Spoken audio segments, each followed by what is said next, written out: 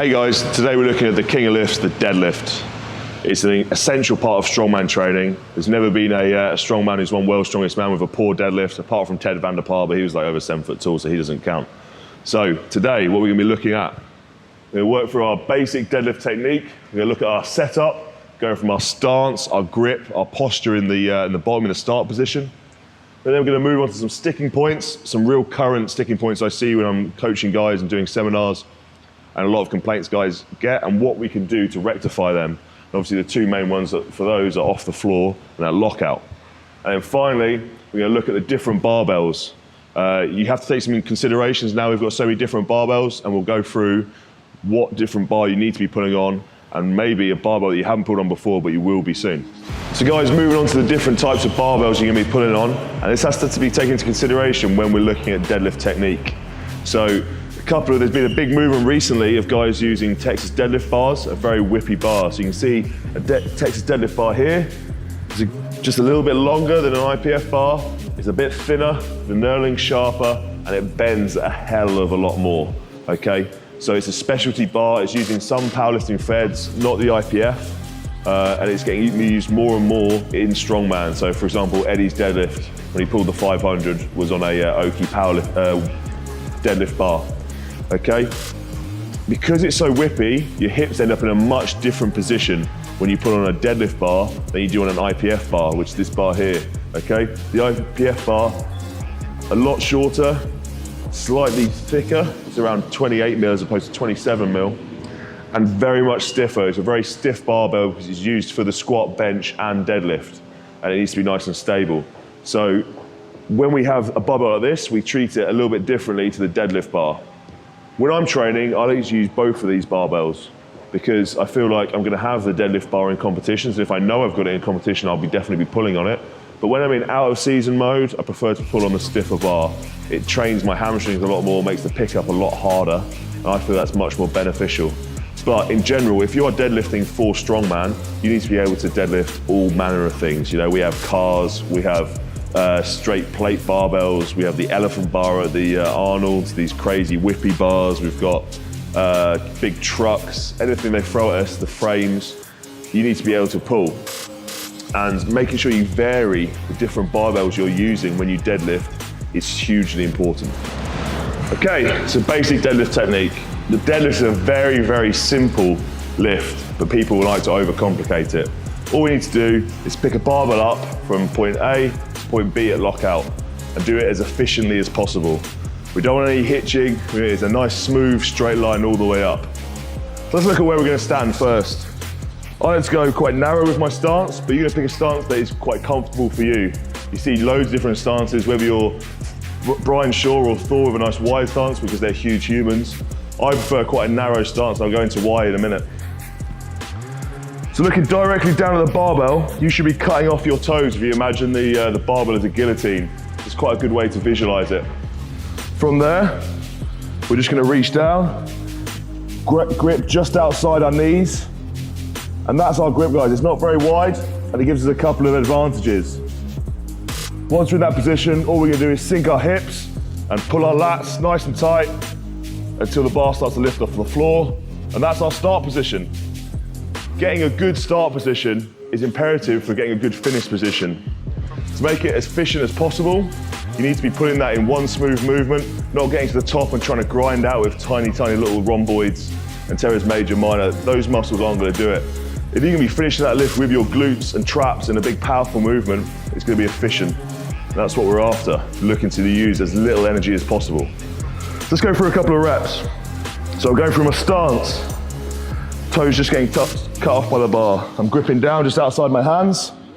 I'm pulling my glutes down and sitting back, tightening up my lats, and then pulling up and back in one smooth movement. Again.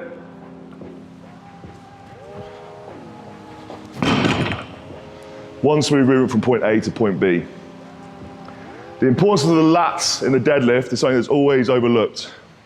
The tighter you can get at the bottom of the lift is going to give you some solid back stability and some solid core, okay? It will stop you rounding over massively for your thoracic and for your lumbar, which is what we don't want. Of course, when things get heavy, you are gonna get some rounding of your thoracic at the top of your back, but that can be an advantage and give you some extra speed off the floor, but you need to be strong enough in the glutes and traps to be able to finish that lift off at lockout. Okay, so let's go through our checklist one more time. Feet under the barbell, toes getting calf as if it's a guillotine. Reach down, hands either side, nice and narrow. We're gonna sit down and back, put our lats in, and then pull straight up, nice and controlled. So I alluded to the grip earlier, but let's look at it a little bit more deeply. You've got a couple of different options with deadlift, and I obviously have my favorites, but let's look at all of them first. So the first choice of grip you've got is a standard powerlifting mixed grip deadlift, okay? To do that, you take one hand over the bar, and the other hand under the bar, okay? So we're nice and tight. And the reason we do that is because the bar will not roll. If we went for a double overhand grip, the bar does roll, okay? It's gonna roll out of our grip. Keeping with a mixed grip keeps the bar locked in. And that's obviously really important if you're not allowed straps at one of your comps. So something like a IPF powerlifting meet or a normal powerlifting meet, you're not allowed to use straps. So either a mixed grip or one other grip is probably gonna be your option. The other option you've got, if you're not allowed to use straps, is going over for a double overhand grip, but with a hook grip, okay? So how the hook grip differs from a normal grip is you're actually gonna tuck your thumb underneath the bar. It's originated in obviously weightlifting, and now it's started to get used more and more by some great deadlifters in the world who cannot use straps. So what we're gonna do is, we're gonna put our hand down on the bar, tuck that thumb down first, and then trap that thumb down with our fingers. It's an incredibly strong grip. It's pretty painful, and the guys with the smaller hands are gonna struggle, but the bar will not slip out of your hands as long as you keep that thumb pinned against the bar. So if you're competing in strongman, more and more often these days, they're gonna allow you to use straps for the deadlift, which is fantastic. It's something that I always do now since rupturing my bicep tendon on my right arm. I like to keep a double overhand grip with straps. A couple of options for straps. You've got the figure of 8 straps, which are pretty much impossible to drop the bar, which has its benefits and its disadvantages. Obviously the benefit is you're never gonna get disallowed for a drop rep, like Eddie did with his former world record up in Leeds. The disadvantage is if you pass out, you are attached to that barbell and it's heading straight down and pulling you down with it, all right? So use carefully, but they are a fantastic bit of kit. When using standard straps like these ones, there is a best way to put them on in my opinion. You go double overhand, not a mixed grip with straps. I just don't think that's wise at all. I don't think it's very efficient. So we're gonna come down to the bar, trap it underneath the bar, wrap once towards the center of the bar, once away, and then grip and twist. The more you twist the barbell, the tighter that strap's gonna get. Then all you have to do is hold on for dear life to that strap, and you shouldn't drop your deadlift. So as I said earlier, depending on your size and build, you can have a different stance. The advantage is using a narrow stance like myself is that you can get your arms closer to the middle of the bar. When using a really whippy bar like a Texas power bar, it means I can get my hips higher, and I'm a bit of a back dominant and hamstring dominant deadlifter, which means that if I've got a higher hip position, I've got better levers to be able to pull that weight off the floor. That's why my grip is so narrow, and because of that, my stance needs to be narrow. If you're slightly bigger, like the guys like Thor and Brian, you can have a much wider stance. This also has its disadvantages and advantages. When you're going to come down and grip the bar, you're obviously going to be gripping much wider out, which means you have to come lower to the bar than say I would with a narrow stance.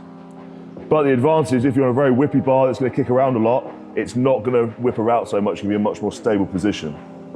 There's no set rule with deadlifting. You find a grip and a stance that benefit you.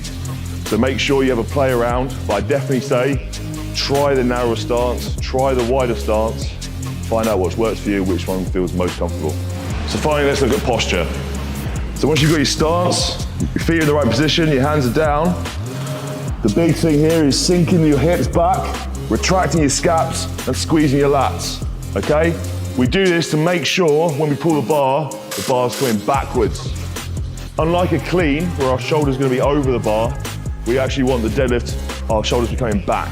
So one of the big cues I use my athletes is shoulders first and shoulders back.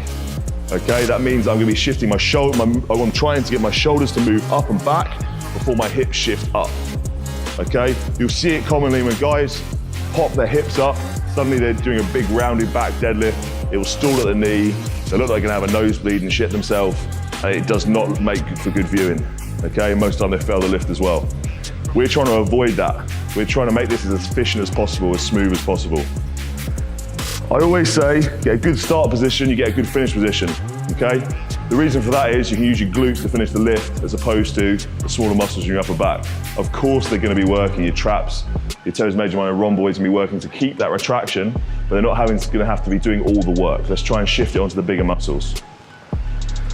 So we come down, take our grip, we're sinking down and back, the barbell's already lifting, I'm not actually pulling against it, shoulders back, and then one smooth movement, pulling back, okay?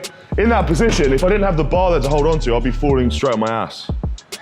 That's the kind of feeling you have to get when you're going through your setup. Every single set you do in the gym, you should be going through these checklists and making sure every single rep looks exactly the same. It's a skill, we need to drill it, and we need to make it as efficient as possible. We do that through repetition. It's not good enough just to go in, blast through your warm-up sets with shit form and expect to be pulling perfectly when you finally turn your head on with the heavier sets. Do every single rep perfectly.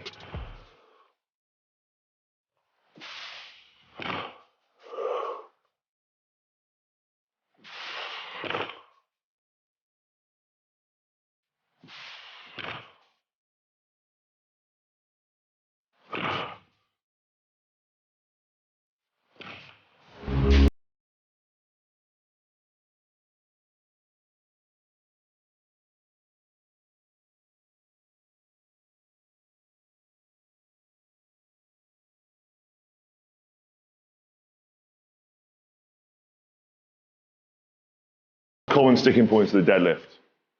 You've got some guys, and then the smaller number here, who will fail off the floor. So you'll see them, they'll get out for the deadlift, they'll get into a position, and then the bar comes up, and they'll lose position, and it's going nowhere. There are some exercises you can do for that. The much more common position I see is where they end up in a shitting dog position. So they've got into the position where they're going to pull from, they've left their hips, they've probably snatched it, their back goes like this, rounded back, it gets up to the knee, and now suddenly they've got no option but to hitch, okay? And everyone hates a hitch. Of course it's going to happen in the sport of strongman because it is allowed, but you need to reserve that for competition day when it really matters. If you get out of position, you need to do it. Ideally, the vast majority of our training, we want a nice smooth pull. So let's have a quick look at some different exercises around the gym and with the barbell that we can do to address both of these sticking points. My favourite assistance exercise for deadlift, whether you've got a sticking point on the floor or at lockout, is a pause deadlift. You can pause it at various different heights. The idea is to make it a lot harder and to work through your sticking points by promoting your body to stay tight in the key positions. By pausing just an inch or two off the ground, you'll both be benefiting your pickup off the floor, teach your body to stay tight at the bottom, and also your lockout by getting into a better start position, giving you a better finish position. To do the movement, you take your normal deadlift stance and grip. We're going to sit down and back, contract the lats, pull the bar off an inch or two, hold for a 3 to 5 count, and then finish the rep and return to the floor. Same thing again. Stay tight, hold, finish the rep. You can pause these at different positions. I'd advise keeping everything below the knee though. Say you are one of the guys or one of the few who struggle to transition over the knee, you can also pause there. Same thing, exactly the same deadlift style. Pull up, hold just below the knee, and then finish the lift. And return back to the floor. Personally, I like to do 3 sets of 5 with a 3 to 5 second hold at around 60 to 80% of whatever the work set I'm doing. So if I'm working to 300, I'll probably work at around 260 for my pause deadlifts, maybe even 240, it's a little bit lower. The key with these is getting that back tightness. If you really struggle to get what I mean with that, a good way to have a feel is to put a mini band up in a rack, grab the band, go to the overhead position, and all we can do is pull down, turn our biceps in, and contract our lats. At that contracted position, that is what you should be feeling in your lats and back. That tightness is what's going to give your back security and stability. Another movement, this is kind of mainly aimed at the guys who struggle at lockout, is a stiff leg deadlift. So I don't mean an RDL here where you're starting from an elevated position and coming down with an eccentric lift. You're going to pull with a straight back and relatively straight legs. You take a normal stance, shift your ass back, tighten up, and pull straight up from the floor. Return down, same thing, get your lats involved, pull straight through. These are effectively like a poor man's back extension. You train your spinal erectors, traps, everything in your back, as well as getting some hamstring and glute work. Personally, when I've used these in the past, I've been very successful using relatively light loads, around 50% of the top set I'm using, for about 3 to 5 sets of 8. A little bit higher reps, but you don't really want to go too heavy with these. If you go too heavy, your form will break down. So there's just a couple of options you could be looking at using a barbell and nothing else. There are also some other options around the gym you should consider when training your back, especially assisted exercises for deadlift. So a couple of big movements I like to do after I've done all my deadlifting is just some general work with some cables and dumbbells. We're kind of aiming here just to do some general bodybuilding movements to build the muscle mass and strength in our lats and the other muscles in our upper back. The first of these would be a pull down. I like to use quite a narrow grip on these instead of the traditional wide grip pull down because I feel I can get that tightness that I'm looking for in the deadlift. I'm always trying to revert these back to how it's going to improve my deadlift. I'm not looking for a beautiful lat spread, I'm looking for an effective 400 plus deadlift. So with this one, I like to go with a thumbless grip to get a little bit less bicep into the movement. Go for a full position, squeezing the cable down, lean back slightly, and then pull in for a 1 count before I release.